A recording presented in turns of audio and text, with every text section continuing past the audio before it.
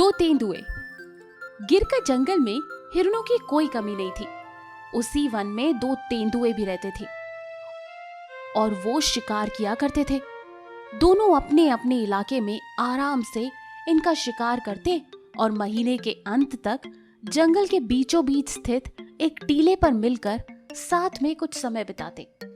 ऐसे ही वक्त बीतता जा रहा था। ऐसे ही एक मुलाकात में तेंदुआ बोला, मैं सोच रहा था कि अब मैं सुअर का शिकार करना भी सीख लूं।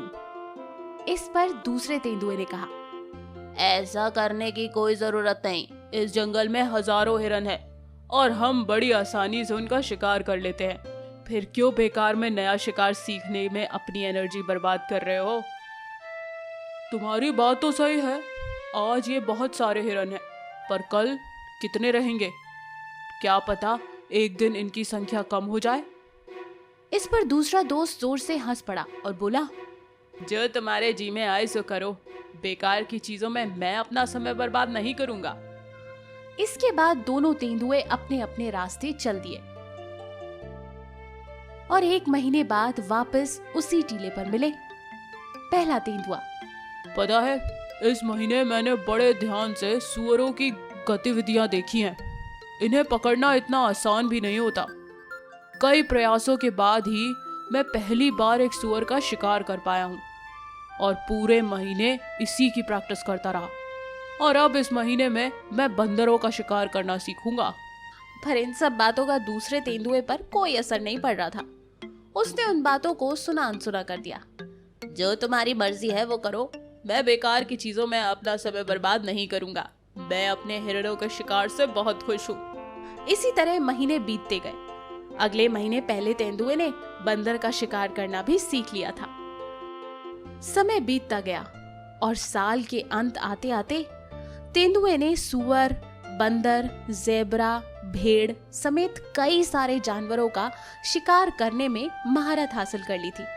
वहीं दूसरी तरफ दूसरा दोस्त बस हिरन का शिकार करना ही जानता था। अगले कुछ सालों तक सब कुछ सामान्य रहा, पर उसके बाद धीरे धीरे जंगल में भयंकर सूखा पड़ गया। तालाब के तालाब सूखे पड़ गए। कभी घासों की लहराती मैदान अब बंजर बन चुके थे। पेड़ पौधे पत्तियां सब झड़ गए थे। हर तरफ बस हाहाकार मचा हुआ था।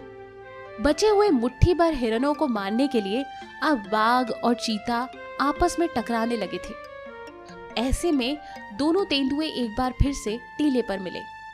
साफ पता चल रहा था कि इस त्राजेडी से पहले तेंदुए के ऊपर कोई खास फर्क नहीं पड़ा था, लेकिन दूसरे तेंदुए की हालत बुरी थी। पर्याप्त भोजन ना मिलने के कारण वह कमजोर हो गया था और इस हालत में कोई नया शिकार करना या सीखना भी उसके बस की बात नहीं थी। आज वो मन ही मन पछता रहा था और अपने शब्दों को याद कर रहा था। तुम्हारे जी में जो आए सो करो। मैं बेकार की चीजों में अपनी एनर्जी और समय बर्बाद नहीं करूंगा। तो दोस्तों, इस कहानी से हमें क्या सीख मिली?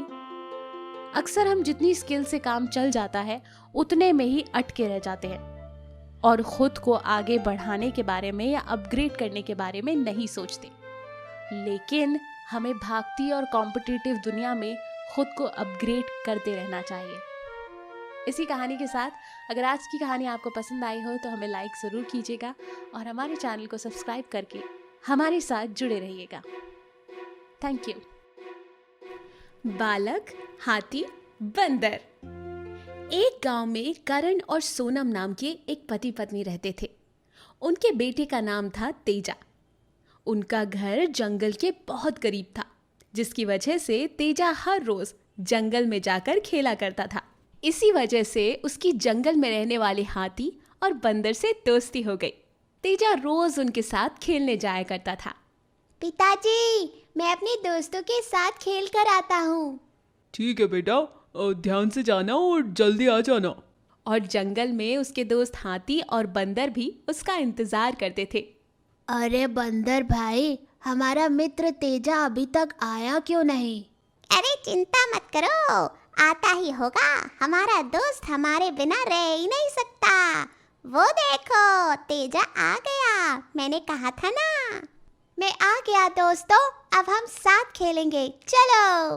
आज मैं तुम दोनों को अपनी पीठ पर बिठाकर पूरा जंगल घुमाऊंगा, सुंदर पेड़ दिखाऊंगा, हर तरफ फूल ही फूल हैं और फल भी हैं, तुम उन्हें तोड़कर खा भी सकते हो। हाथी की बात सुनकर बंदर खुश हो गया। अरे वाह, मैं भी चलूंगा। मैं और तेजा तुम्हारी पीठ पर बैठेंगे, बहुत मजा आएगा। तेजा भी बहुत खुश था। ये आज तो बहुत मजा आएगा, चलो मेरे दोस्त। बंदर तेजा दोनों हाथी की पीठ पर बैठे और जंगल में घूमते घूमते उन्होंने पेड़ देखा, फूल देखे और फल भी देखे और फल तोड़कर खाए भी। शाम हो गई थी, इसलिए तेजा ने बोला, दोस्तों अब मैं घर जाता हूँ, मेरे मम्मी पापा इंतजार कर रहे होंगे, कल मिलते हैं। तेजा की बात सुनकर हाथी बोला, हाँ ठीक है, जल्दी जाओ, कल फिर आना, हम कल फिर और खेलेंगे। लेकिन बंदर का पेट अभी नहीं भरा था। और थोड़ी देर नहीं रुक सकते क्या? अभी तो मजा आना शुरू हुआ था।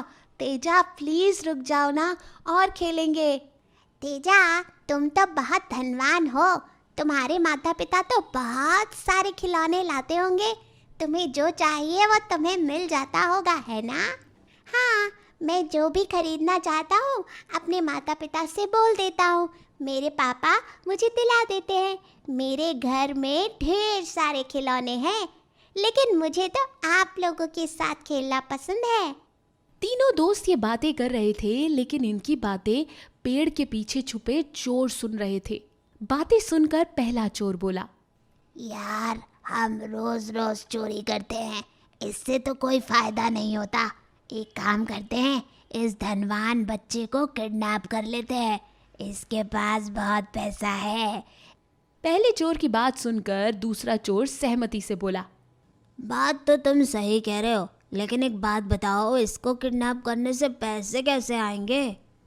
अरे पागल, इसको किडनैप करेंगे, फिर इसके माता पिता से डिमांड करेंगे, माँ बाप जो भी चाहो वो मांग कर दे देंगे, आखिर उनका बेटा जो है।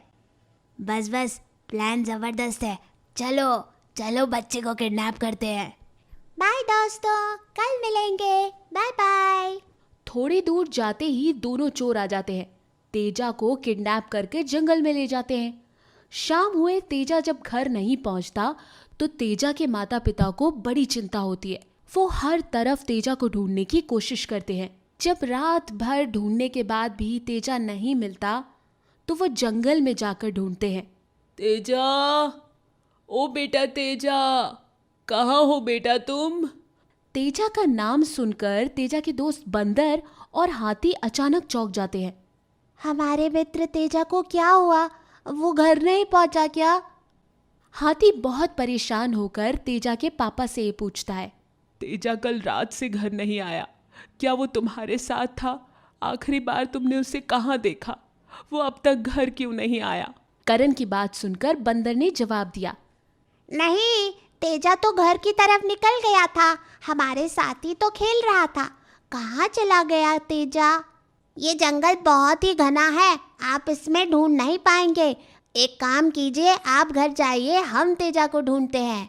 इतने में करण के पास चोरों का फोन आता है। हेलो, आपका बेटा हमने किडनैप कर लिया है, अगर उसे सही सलामत चाहते हो तो 1 लाख रुपए दे दो और आपका बेटा सही सलामत घर ले जाओ, नहीं तो। नहीं नहीं, मेरे बेटे को कुछ मत करना, तुम्हें पैसे चाहिए, मैं पैसे लेकर आता हूँ, बस उसे कुछ मत करना। ठीक है, जल्दी पैसे लेकर आओ। हाथी और बंदर चोरों की पूरी बात सुन लेते हैं।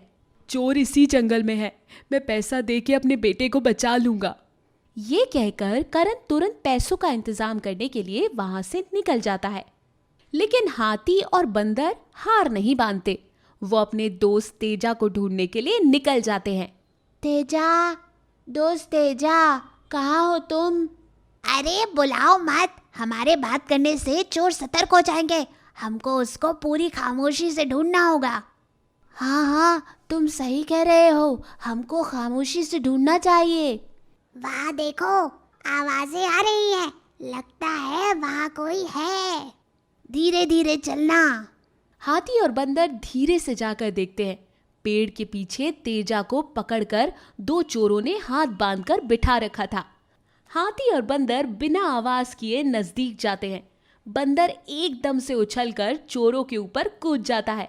हाथी अपनी सूंड से उन चोरों को मारने लगता है। हाथी अपनी सूंड से चोरों के ऊपर मिट्टी फूंक देता है। उसके बाद तेजा और बंदर को हाथी अपनी पीठ पर बिठाकर वहां से सीधा तेजा के घर आ जाते हैं। तेजा के माता पिता जैसे ही तेजा को देखते हैं वो बहुत खुश हो जाते हैं। सोनम देखो, हमारा तेजा घर आ गया, हमारा बेटा घर आ गया।